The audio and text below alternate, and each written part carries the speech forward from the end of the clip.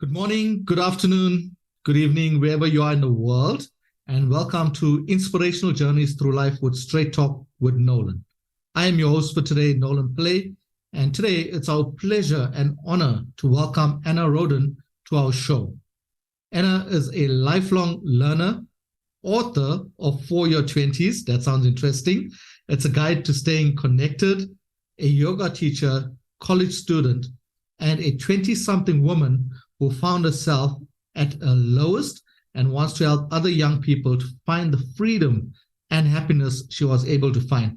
I find this so commendable where a young Anna wants to help other young people as well. We don't get to see this often. She also considers herself as a city girl at heart.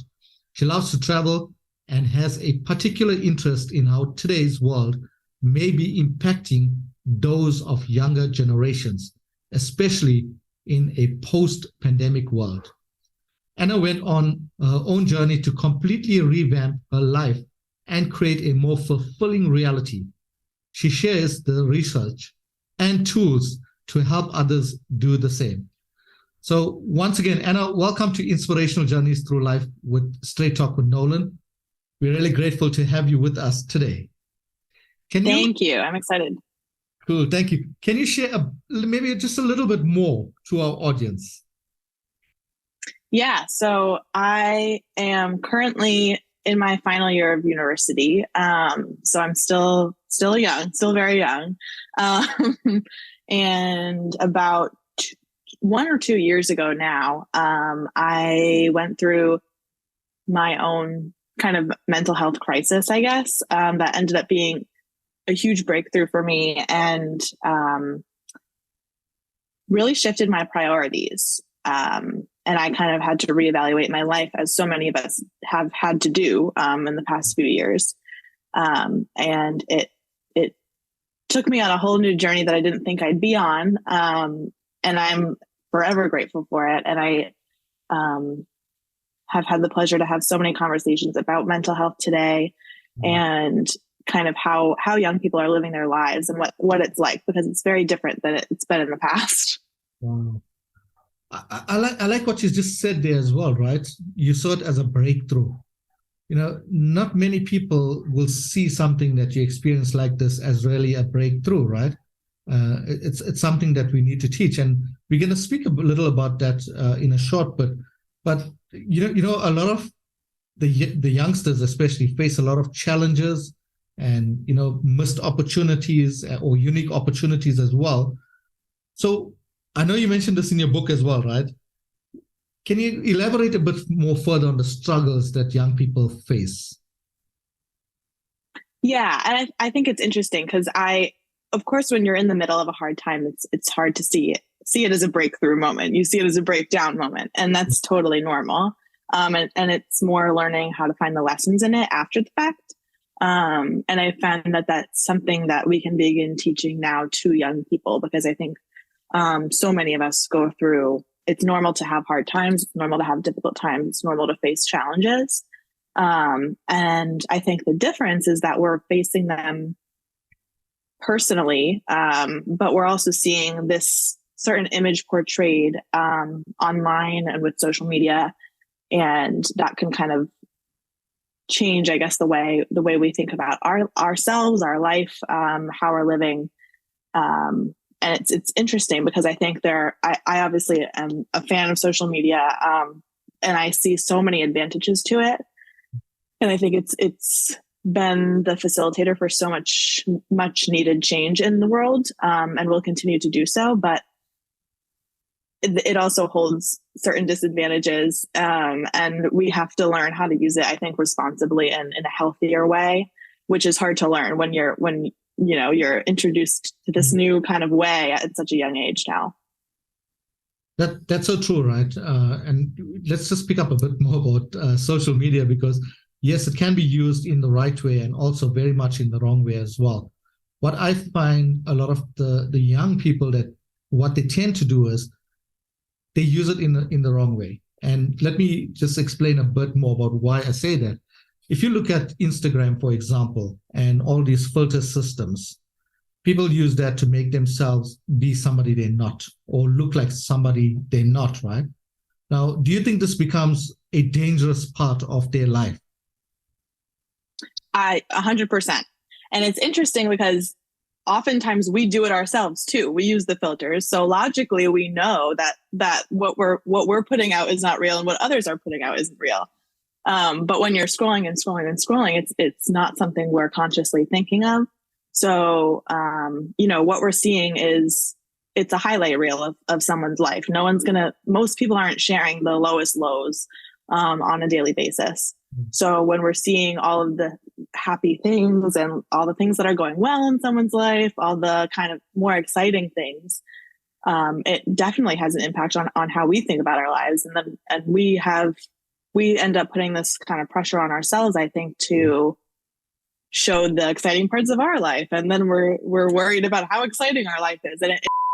Okay. So, we are just talking about social media and the filter systems. And I like that you said even we use it as well. I'm not a fan of it. I haven't used it. I'm really scared about those things. So maybe just share a bit of your experiences on that. I also am not a fan of it, and I don't use it much. But I know, even just with friends and with other people who I've even connected with through social media, it's at this point, for a lot of young people, I think it's a habit. And we're so used to seeing other young people online with certain filters or certain kind of looks. And when we see that, when we know that there's a filter that'll make us look more like these other people, we're more likely to use them. And it's definitely it kind of requires a retraining of the brain, I think, in a lot of ways, and kind of this new, you really, it's a conscious decision to not use them if you're used to using them, or to put yourself out there if you're not used to putting yourself out there. These kind of decisions that feel against the norm, but that are still very important. Yeah, absolutely. I totally agree with you. Some of the things that I pick up from it is when we make ourselves look different on social media, and let's say somebody else sees our picture and they take a liking into us, and we decide to meet for coffee or lunch or whatever it may be, and suddenly when the meetup is actually there, this person may wonder, but wow, this is not the same person I've been talking to. Immediately there's a trust issue, right? Because the conversation started off and then we trusted each other. And who knows what it could lead to. It could lead to some kind of conflict. And it's a trend, right? I know in South Africa, a lot of people have experienced this, and it actually led to violence. So maybe it's a warning to the youngsters out there, just be careful and try and not to use this for the wrong reasons. Try not to use social media for the wrong reasons as well. So yeah, and it's also interesting. There's a little line that's in the book, but it says curate your feed to feed your soul, and so it says a lot, I think, in that short sentence. But making the decision to make sure that what you're scrolling past and who you're following and what you're liking and commenting on is supporting you, and it's not having a negative impact on your life and how you view yourself and others. Absolutely. Yes, how you view yourself and others, right? Because that should be really important, how you see yourself. We're unique beings, and we can't change the way we look, and the way we can change the way we do things, but our appearance is something that we can't change unless we go for plastic surgery and things like that as well. But I always say, be your unique self, and don't try and compete with anyone else, because we're never going to get far. Our only competition should be really ourselves as well. So, and leading from this as well, you spoke about how are we supposed to live an authentic life. Is that something like really of a struggle amongst the youth, the youngsters? I think for a lot of people, it can be. I know from my personal experience, I was a certain way for a lot of years. And when you're young, I think you're obviously more impressionable, and I know for me, it was mainly, the society I was in, the family that I had. You learn to pick up certain roles, whether you know it or not. And as you grow, you just hold on to these roles that might no longer serve you and might no longer be supporting you. So I think when I say living an authentic life, it's really kind of a reevaluation of the roles that you play in your life and kind of the values that you hold. Because we change and we grow as we get older, and so it's kind of checking in every once in a while and making sure that we are living the way we'd really like to be. Yeah, living an authentic life, right? There's a good point you mentioned there as well, where we come from. So basically, our conditioning as well. A lot of, I mean, even with me as well, my background was like very conditioned until I had to learn and make these choices to move away from that conditioned background. And I think a lot of the resources out there can help many people to understand how they can come out from conditioned backgrounds as well. Do you still see this happening amongst friends, people with like a conditioned mindsets? Yeah, and it's hard to get out of. It's very hard to get out of. And when I went through, I ended up taking time off of school in between, and I ended up transferring universities. But during that time off, I spent a lot of time kind of working through those conditionings and breaking out of them. And I know a lot of people don't have the privilege to have that dedicated time to do that. So it can definitely be very difficult. But I think the thing that I say is that it all begins with awareness. So once we're aware of a certain conditioned belief or a certain thing that we don't want, that we don't want it to be that way anymore, even though it's not going to change overnight, and we're not going to all of a sudden, be able to change things and have it be the way we want them to be. The awareness can help even just kind of kickstart that process. And it definitely, I think it takes longer than most people would like, because we all can be impatient, and I'm still working through them. So I of course would like it to just happen. But it does take time, and the awareness is the key piece to it, I think. Yeah. And you're such a young person, and you speak about awareness and stuff. And I say this with total respect towards you as well. How did this awareness come about for you? What was the trigger? I think it was more being forced to take a look at certain things than anything else. Mm-hmm. And really it was, I was struggling deeply with depression and anxiety, which is what forced me to take time off of school and move further into kind of like the healing work for myself. So, I think I put it off for a long time, which inevitably led to me being forced to take time off and work on it. Mm-hmm. But from there, I've grown tremendously, and my mindset has definitely changed on a lot of things. Wow. How old were you when you realized this? I was 19. Wow.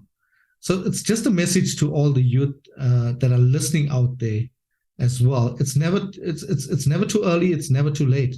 I mean, look at Anna at 19. She realized that she needed to work on herself. She took the time off, and she went and did whatever it took to start working on herself. And as she says, like we are working progresses as well, right? So such an important point for the listeners to understand that it's never too late. But it starts with one thing. You have to make the choice to want to improve yourself, to want to live a better life as well. So thank you for sharing. I really admire you at that age to have such a mature way of thinking and realizing that you need to change. So well done, and congratulations on that as well. Thank you. So was there a lot of noise and opinions from other people while you were going through this phase? How did you feel when all of that happened? It was a very stressful time, and I had always kind of prided myself. I was always a very good student, and school was kind of my place to, it was like the I guess the more consistent thing in my life. So I always kind of leaned into that. And so when I started not even being able to get through a class and not having the motivation to do my homework, I kind of knew that was one of the first signs that I was like, something is off, and this is very unlike me. So that was definitely a first step in reevaluating where I was at. And then the decision to take time off of school was also very unlike something that I would do. So I was definitely nervous about what others would think, which is something we all, I think, struggle with. But also just I guess the ideas that I had built up in my mind around what success was and what it meant to kind of be a good student and a good successful person. I think I had built this kind of idea in my mind, and taking time off of school was not in that idea. So it was hard for me to kind of wrap my head around that. Wow. You mentioned an important point there as well, what others think. It's so often that we so focused on the way other people will see us and how they would react to the way that we actually behave as well. So I've also been through many like that. I still have these thoughts now and then, but I say to myself always, what others think about me is really none of my business. And it is not. Mm-hmm. So, it all comes with a trained mind as well. I can imagine being somebody in their 20s, going through all of these opinions and all of this noise from other people. It becomes stressful to handle as well, until you learn to block it out or reject it and protect your boundary, which is key, right? Right. Yeah. Wow. Yeah. Really great. So I think before we move on to the next question, we're just going to pause for a little bit.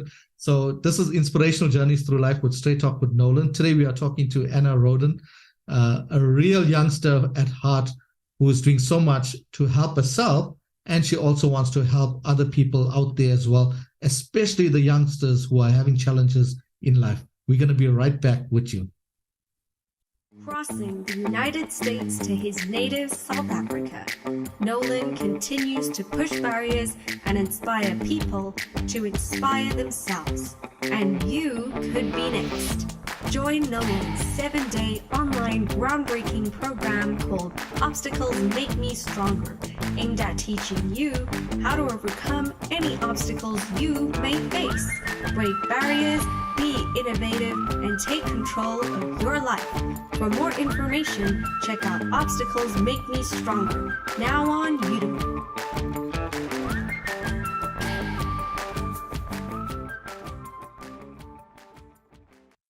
Welcome back, everyone. This is Inspirational Journeys Through Life with Straight Talk with Nolan. Today, we are speaking to Anna Rodin, who is such an amazing person. Everything that we spoke about in the first half of the show has really impressed me a lot. And we're going to dive deeper into understanding a bit more about the dark place that you were in, Anna. What do you think brought you to the dark place a year ago? I had struggled with depression since I was 11 years old. So I really had a long journey in that regard. And it had never been, it had always been manageable. And I had been in and out of therapy, but anxiety was new for me and I had never experienced that. And so a year ago when I started having panic attacks at the slightest hint of any anxiety, and found myself in a darker place than I had been. I was, as I said, forced to kind of face some things that I didn't want to in the past. And a lot of it definitely stemmed from childhood and where I grew up and certain beliefs that we hold on to and that we might place on ourselves that come from certain places that we then don't, that then just stick with us as we grow. So that was kind of it's interesting because we're still working on finding out kind of what that initial trigger was for that kind of the place that I was in, because there wasn't a certain event that happened. In fact, I was very excited at that time in my life. So it was interesting to have it happen then. But I think it had just been a buildup of a lot of things that had gone undealt with, I guess. Wow. So I'm sure you did some shadow work as well, right? Oh yeah, a lot. A lot. That's great. If we just speak about shadow work a little as well, how many youngsters out there know how to do shadow work? Not many, right? Yeah, I wish it was more. Yeah. And this is where you're playing the part in helping other people or other youngsters to understand the journey that you've been on and what you actually did to get out of the dark place that you were in as well. So Yeah.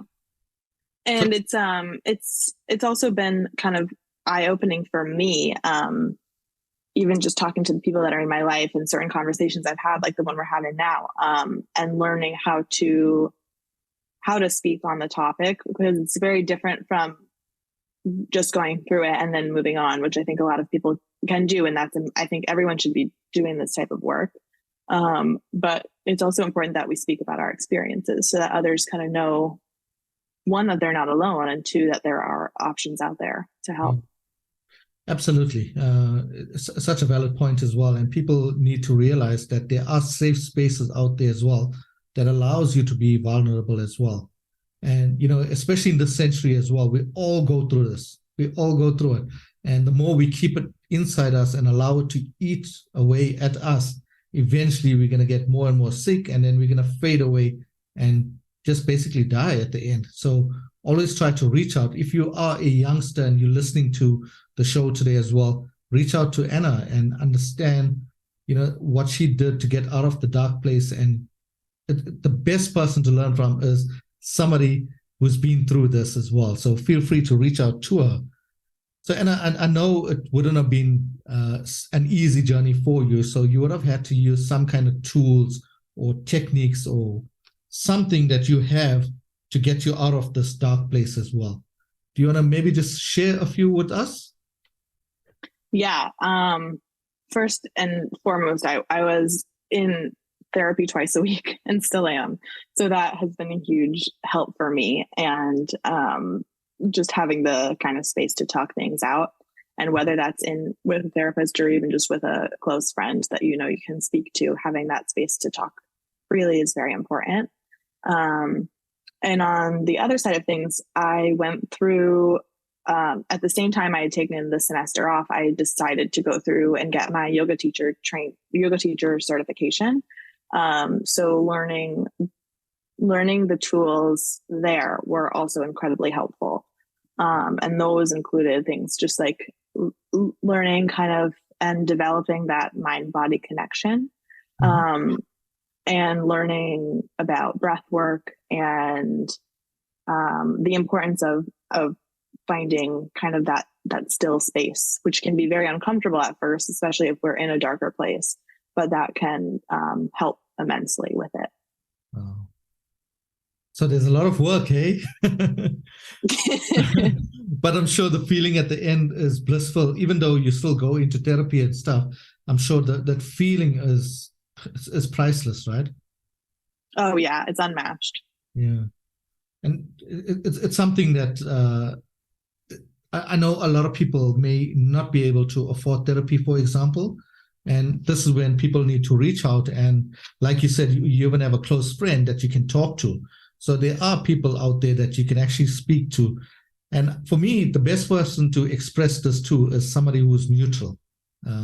Do you agree with that? Somebody you don't know at all? Yeah, I think it's even if it is someone but that is maybe a little more removed from the intricacies of your life, they're just more likely to have it's easy for those close to us to have an opinion and a reaction to things because they obviously want the best for us. But that can be difficult to take in when we're already having all the opinions we have of ourselves and what we're doing. So I agree with the more neutral party. So I have a question on the therapy that you're doing at the moment, and please excuse me if it comes across too personal, but is there some kind of medication that you take while on therapy? I have gone kind of back and forth. I never took anything during those, I guess, like 8-9 years when I was battling with depression. But once it got really bad, medication was definitely something that helped me. I think it can help a lot of people. Okay. for me, it was more of I was in such a place where I couldn't even think about dealing with certain things. And it was more of I just couldn't, it was very hard for me to function like a normal kind of person who can go through life. So it was more bringing me to a level that I could hold a conversation and have kind of express how I was feeling, and work from there. And then as I kind of got myself slowly out, we eventually went off. Oh, wow. So you were offered eventually, because I'm sure at some point you don't want to be taking medication, for the rest of your life as well, right? Right. And it definitely varies person to person. My mom is she's a psychiatrist, so she does this. And I've kind of grown up learning about it. But I think it can vary from person to person. And it's not, for me, it took trying a bunch of different medications and finding the right one that worked. So it was still a process, but one that I think can be incredibly helpful for a lot of people. Wow. Well said. So yeah, so if you feel, to the audience out there as well, if you feel you do need the assistance of medication, go out and do it, and use it as a benefit to you as well. So don't feel shy to reach out as well. So thank you. Yeah, and I think there can be kind of shame around it. So there's no shame around anything when it comes to medication. It's something that a lot of people need, and it. You're not on it forever, and you just get to the place where you don't need it. No, absolutely. And if you think about medication versus alcohol as well, a lot of people use alcohol to get out of the depressive state, right? But it becomes more of a temporary relief, because when the alcohol wears off, then you're back into square one. But alcohol also causes so much more damage to your body, and even other drugs will cause damage to your body as well. So rather use something that you feel is going to help you than doing it. But of course, the most important to me is speak up about it and don't stay stuck in that depressive mode, because it can be detrimental. And we know with mental wellness, right? I'm focusing a lot on it this year. In fact, I'm doing, for 2023, we're climbing Mount Kilimanjaro again, and I'm taking a lot of mental wellness advocates up the mountain with me, because we want to create awareness around this, and we want people to realize it's nothing to be embarrassed about. We all go through mental wellness issues in our life. We just need to understand, like Anna, you shared some tips and techniques that you use to get out of it as well. So, all of us can benefit from that. What would you say to parents or educators with kids growing up in this generation especially? I think the biggest thing is having an open mind and just being there to listen, because we are faced with all of the opinions and noise already of so many other people, whether it's those close to us in our life or just online. So creating a space where we can talk openly about it, and being with your child on the journey instead of telling them what their journey should be, I think is very helpful. Wow. Be with them on that journey. I think that's so important, because a lot of parents tend to leave the kids alone when they're going through experiences like this, when that child is wanting to reach out to them and speak to them as well. And also, I think parents shouldn't put too much pressure on the kids in as well, right? In today's generation, I find a lot of parents still have this habit of wanting the kids to fulfill their goals. But it's not their life to live, it's the child. So allow them to live their own goals. Of course, you can be there as a parent to guide them, but don't put unnecessary pressure on them as well. It's just my opinion as a parent. Yeah, I agree. Thanks. And thank you so much for sharing, with us. To the audience, we will be sharing Anna's details, her book as well, with you all. So we'll share that at the end. Are there any tips or any last words for our audience, and especially to the youth that are listening in? I would say just keep going, and that learning that it's okay to not be okay sometimes.